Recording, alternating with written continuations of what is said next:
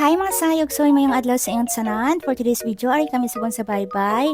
Kaya magbordoy-bordoy naman dito sa kabatuan yung my loves ko. So, kung makita nyo yung mga buhangin dun sa dulo, dyan banda yung location namin. Pero sa ngayon, nandito kami sa may kabatuan. Kasi gusto na namang magbordoy-bordoy dito yung my loves ko. Ito pala yung little cave dito. O, diba?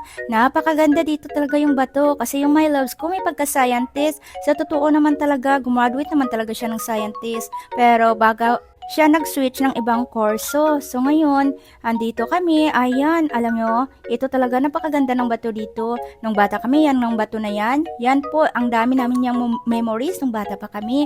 Umaakyat kami dyan, tumalon sa dagat, lalo na kapag high tide. So kaya lang sayang, nag-iba na talaga ngayon.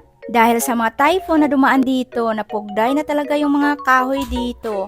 Ito din yung lugar na ito, dito na area nito. Dito nagbabiral yung mga video ko, umabot ng ilang millions views sa aking unang TikTok account. Kung makakita nyo, namimiss ko talaga yung malaking talisay dito. Wala na talaga, kita nyo yung mga kahoy, wala na. At yan, kita nyo yan, sa 10 puno ng niyog dito, iisa na lang yung standing. Yan na lang talaga yung matirang matibay. Sayang, namimiss ko talaga ang magandang view dito. Kapag high tide, makadaan ka dito. Kapag low tide, ang ganda dito. So, ayan. 'Di ba? Nakakamiss nang dahil sa lugar na ito. Dito talaga ako nag-viral. Sayang lang kung unang akan ko kasi na-hack yun.